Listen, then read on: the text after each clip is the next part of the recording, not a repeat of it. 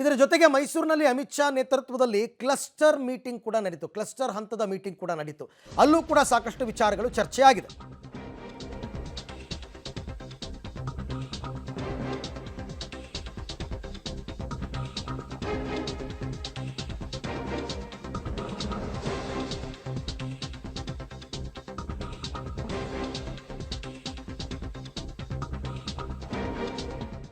ಮೈಸೂರಿನಲ್ಲಿ Amit Shah high voltage meeting ಮಾಡಿದ್ದಾರೆ. ಮತ್ತೆ ಮೋದಿ ಪ್ರಧಾನಿ ಆಗೋದಕ್ಕೆ ರಾಜ್ಯದಲ್ಲಿ ದೋಸ್ತಿ ಅನಿವಾರ್ಯ ಅಂತ ಎಲ್ರಿಗೂ ಕೂಡ ಮನವರಿಕೆ ಮಾಡಿಕೊಟ್ಟಿದ್ದಾರೆ. ಮೈತ್ರಿ ಧರ್ಮ ಪಾಲನೆಗೆ ಖಡಕ್ಕಾಗಿ ತಾಕೀತು ಕೊಟ್ಟಿದ್ದಾರೆ. ಭಿನ್ನರಿಗೆ ಬಿಸಿ ಮುಟ್ಟಿಸುವ ಸುಳಿವನ್ನು ಕೊಟ್ಟಿದ್ದಾರೆ ಅಮಿತ್ ಶಾ ಮೀಟಿಂಗ್ನ ಇನ್ಸೈಡ್ ಎಕ್ಸ್ಕ್ಲೂಸಿವ್ ಡೀಟೇಲ್ಸನ್ನು ನಿಮಗೆ ಕೊಡ್ತಾ ಹೋಗ್ತೀವಿ. ನಿನ್ನೆ ಅವರ ಕಾರ್ಯಕ್ರಮಗಳು, ನಿಗದಿಯಾಗಿದ್ದ ಕಾರ್ಯಕ್ರಮಗಳು, ಸುತ್ತೂರು ಜಾತ್ರಾ ಮಹೋತ್ಸವ ಇದೆಲ್ಲ ಮುಗಿದ ನಂತರ ಅವರು ಮೀಟಿಂಗನ್ನು ನಡೆಸಿದರು. ಮಂಡ್ಯ ಮತ್ತು ಹಾಸನ JDSಗೆ ಬಿಟ್ಟು ಕೊಡೋದಕ್ಕೆ BJP ಲೋಕಲ್ ಲೀಡರ್ಸ್ ಆಕ್ಷೇಪವನ್ನು ವ್ಯಕ್ತಪಡಿಸಿದರು.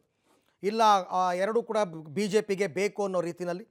ಆದರೆ ಮೈತ್ರಿಗೆ ವಿರೋಧ ಮಾಡ್ತಿರುವ ನಾಯಕರಿಗೆ ಅಮಿತ್ ಶಾ ಖಡಕ್ ಸಂದೇಶವನ್ನು ಕೊಟ್ಟಿದ್ದಾರೆ ನಿನ್ನೆಯ ಸಭೆಯಲ್ಲಿ.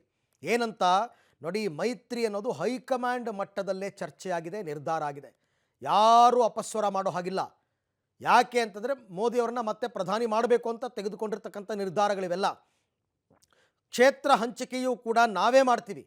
ಯಾವ್ಯಾವ ಕ್ಷೇತ್ರ JDS ಕೊಡಬೇಕು, ಯಾವುದು BJP ಇಟ್ಕೋಬೇಕು ಎಲ್ಲ ನಾವು ಮಾಡ್ತೀವಿ. ಯಾರಿಗೆ ಟಿಕೆಟ್ ಅನ್ನೋದನ್ನು ನಾವೇ ತೀರ್ಮಾನಿಸ್ತೀವಿ, ಕ್ಯಾಂಡಿಡೇಟ್ ಯಾರು ಅಂತ. ಆದರೆ ಮೈತ್ರಿಗೆ ಡ್ಯಾಮೇಜ್ ಆಗುವ ಹೇಳಿಕೆಗಳಿಗೆ ಮಾತ್ರ ಬ್ರೇಕ್ ಹಾಕಿ.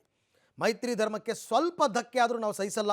ಮೈತ್ರಿ ಧರ್ಮ ಪಾಲನೆ ಸ್ವಲ್ಪ ಎಡವಟ್ಟಾದರೂ ಕಷ್ಟ ಆಗಿಬಿಡುತ್ತೆ. ಸೀಟು ಹಂಚಿಕೆ ಬಗ್ಗೆ ಮಾತನಾಡುವವರೆಗೂ ಕೂಡ ಅಮಿತ್ ಶಾ ಅವರು ಈ ಎಲ್ಲ ವಾರ್ನಿಂಗನ್ನು ಕೊಟ್ಟಿದ್ದಾರೆ. ಸೀಟ್ ಶೇರಿಂಗ್ ಈ ಹಂತದ ಸಭೆಯಲ್ಲಿ ಚರ್ಚೆ ಆಗೋದಿಲ್ಲ. ಅದು NDA ಸಭೆಯಲ್ಲಿ ಚರ್ಚೆ ಆಗುತ್ತೆ.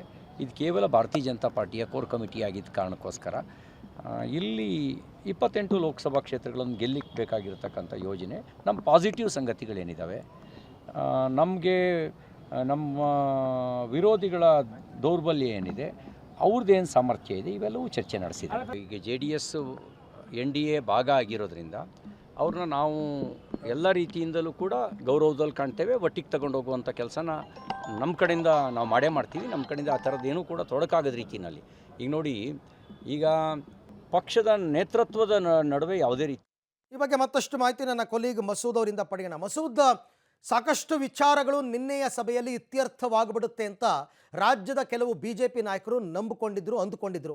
ಬಟ್ ಅದು ಯಾವುದಕ್ಕೂ ಆಸ್ಪದ ಕೊಡದೇನೆ ಒಗ್ಗಟ್ಟಲ್ಲಿ ಹೋಗಬೇಕು, ಮೈತ್ರಿ ಧರ್ಮ ಪಾಲನೆ ಮಾಡಬೇಕು, ಈ ರೀತಿಯಾದ ಪಾಠಗಳಿಗೆ ನಿನ್ನೆ ಸಭೆ ಸೀಮಿತವಾಯ್ತಾ ಅಂತ? ಅರವಿಂದ್, ಮುಖ್ಯವಾಗಿ ನಿನ್ನೆ ಅಮಿತ್ ಶಾ ಅವರು ಕೊಟ್ಟಿರುವಂಥದ್ದು ಒಂದು ಟಾಸ್ಕು, ಇನ್ನೊಂದು ವಾರ್ನಿಂಗು. ಟಾಸ್ಕ್ ಏನಂದರೆ, ನಿನ್ನೆ ಮೈಸೂರು ಕ್ಲಸ್ಟರ್ನ 4 ಲೋಕಸಭೆ ಕ್ಷೇತ್ರಗಳ ನಾಯಕರಿಗೆ ಒಂದು ಮೈತ್ರಿ ಧರ್ಮ ಪಾಲನೆ ಮಾಡಲೇಬೇಕು ಅನ್ನುವಂತಹ ಕಟ್ಟಪ್ಪಣೆಯನ್ನು ಅಮಿತ್ ಶಾ ಅವರು ಮಾಡಿ ಹೋಗಿದ್ದಾರೆ. ಯಾಕೆಂದರೆ ಕೆಲವರು ಮೈತ್ರಿಗೆ ವಿರೋಧ ಮಾಡ್ತಾ ಇದ್ದಾರೆ. ಅಂದರೆ JDSಗೆ ಟಿಕೆಟ್ ಕೊಡಬಾರ್ದು, JDSಗೆ ಕ್ಷೇತ್ರ ಕೊಡಬಾರ್ದು, BJPಯಲ್ಲೇ ಕ್ಷೇತ್ರ ಉಳಿಸ್ಕೋಬೇಕು ಅನ್ನುವಂತಹ ಹೇಳಿಕೆಗಳನ್ನ ಬಹಿರಂಗವಾಗಿ ಪಕ್ಷಕ್ಕೆ ಮುಜುಗರ ಆಗೋ ಥರ ಹೇಳಿಕೆಗಳನ್ನ ಕೊಡ್ತಾ ಇದ್ದಾರೆ. ಮುಖ್ಯವಾಗಿ ಅದರಲ್ಲಿ ಪ್ರೀತಮ್ ಗೌಡ ಅವರು, ನಾರಾಯಣ್ ಗೌಡ ಅವರು ಸೇರಿದಂತೆ ಇತರೆ ನಾಯಕರು, ಸ್ಥಳೀಯ BJP ನಾಯಕರಿಗೆ ಮೈತ್ರಿ ಇಷ್ಟ ಇಲ್ಲ. ಹಾಗಾಗಿ ಬಹಿರಂಗ ಹೇಳಿಕೆಗಳನ್ನು ಕಳೆದ 4-6 ತಿಂಗಳಿಂದಲೂ ಕೂಡ ಕೊಡ್ತಾ ಬರ್ತಾ ಇದ್ದಾರೆ. ರಾಜ್ಯ BJP ನಾಯಕರು ಕೂಡ ಇದರ ಬಗ್ಗೆ ಹೆಚ್ಚಿಗೆ ತಲೆ ಕೆಡಿಸ್ಕೊಂಡಿರಲಿಲ್ಲ. ಅಮಿತ್ ಶಾ ಅವರೇ ಬರಬೇಕಾಗಿತ್ತು ಅವ್ರಿಗೆ ತಾಕೀತು ಮಾಡಲಿಕ್ಕೆ. ನಿನ್ನೆ ಮೈತ್ರಿ ಧರ್ಮ ಪಾಲನೆ ಮಾಡಲೇಬೇಕು, ಮತ್ತೆ ಮೋದಿ ಪ್ರಧಾನಿ ಆಗಬೇಕು ಅಂದರೆ ಕರ್ನಾಟಕದಲ್ಲಿ ಅನಿವಾರ್ಯತೆ ಮೈತ್ರಿ. ಆ ಹಿನ್ನೆಲೆಯಲ್ಲೇ ಮೈತ್ರಿ ಹೈಕಮಾಂಡ್ ಮಟ್ಟದಲ್ಲಿ ತೀರ್ಮಾನ ಆಗಿರುವಂಥದ್ದು, ಯಾರಿಗೆ ಯಾವ ಕ್ಷೇತ್ರ, ಯಾರಿಗೆ ಯಾವ ಟಿಕೆಟು, ಯಾರಿಗೆ ಟಿಕೆಟು, ಈ ವಿಚಾರವನ್ನು ದೆಹಲಿಯಿಂದಲೇ ನಾವು ತೀರ್ಮಾನ ಮಾಡ್ತೇವೆ. ನೀವು ಮುಜುಗರ ತರುವಂಥ ಹೇಳಿಕೆಗಳನ್ನ ಕೊಡಲೇಬಾರ್ದು, ಇಲ್ಲಾಂದರೆ ಶಿಸ್ತು ಕ್ರಮ ತೆಗೆದುಕೊಳ್ತೇವೆ ಅನ್ನುವಂಥ ಹೇಳಿಕೆ ಕೊಟ್ಟವರೆ. ರಾಜ್ಯ ನಾಯಕರಿಗೂ ಕೂಡ ಇದರ ಜವಾಬ್ದಾರಿ ತೆಗೆದುಕೊಳ್ಳಿ, ಯಾರೂ ಕೂಡ ಮಾತಾಡದಂತೆ. ಯಾಕೆಂದರೆ ಇದು ಕಾಂಗ್ರೆಸ್ನವ್ರಿಗೆ ಲಾಭ ಮಾಡಿಕೊಟ್ಟಂಗಾಗುತ್ತೆ, ಮಾತಾಡಬೇಡಿ ಅನ್ನುವಂಥದ್ದು. ಇನ್ನೊಂದು, ಸಿದ್ದರಾಮಯ್ಯ DKC ಎಲ್ಲೆಲ್ಲಿ ಪ್ರಭಾವ ಇದೆ ಮೈಸೂರು ವಿಭಾಗದಲ್ಲಿ ಅಲ್ಲೇ ಕ್ಷೇತ್ರ ಗೆಲ್ಲಬೇಕು. ಜೊತೆಗೆ ಪ್ರತಿ ಬೂತ್ನಲ್ಲೂ 10% ಮತಗಳಿಕೆ ಜಾಸ್ತಿ ಆಗಬೇಕು. ಈ ಒಂದು ಬಿಗ್ ಟಾಸ್ಕ್ ಅನ್ನು ಕೂಡ ಕೊಟ್ಟಿರುವಂಥದ್ದು. ಈಗ ಅಮಿತ್ ಶಾ ಅವರು ವಾರ್ನಿಂಗ್ ಕೊಟ್ಟ ನಂತರ ಮೈತ್ರಿ ಸಂಬಂಧಪಟ್ಟಂತೆ ಯಾರು ಕೂಡ ಮಾತನಾಡಲ್ವಾ, ಕಾದು ನೋಡಬೇಕು. ನಿನ್ನೆ CT ರವಿ ಅವರು ನಾವು JDSನವರಿಗೆ ಗೌರವ ಕೊಡ್ತೇವೆ ಅನ್ನುವಂಥ ಹೇಳಿಕೆಯನ್ನು ಕೊಟ್ಟಿದ್ದಾರೆ. ಅದೇ ಗೌರವವನ್ನು ಮುಂದೆ ಉಳಿಸ್ಕೊಂಡು ಹೋಗ್ತಾರೆ ಅನ್ನುವಂಥದ್ದನ್ನು ಕಾದು ನೋಡಬೇಕು. Arvind, okay, thank you Masood. ತಮ್ಮ ಎಲ್ಲ ಮಾಹಿತಿಗೆ ಧನ್ಯವಾದ. ಮುಂದಿನ ದಿನಗಳಲ್ಲೇ ಕ್ರೂಷಿಯಲ್ ಟೈಮ್. BJP ಮತ್ತು JDS ನಡುವಣ ಮೈತ್ರಿ ಹೇಗೆ ಸಾಗುತ್ತೆ, ಯಾರ್ಯಾರು ಏನೇನು ಅಡ್ಡಬಾಯಿ ಹಾಕ್ತಾರೆ, ಹಾಕಬೇಡಿ ಅಂತ ಹೇಳಿದ್ದಾರೆ ಅಮಿತ್ ಶಾ.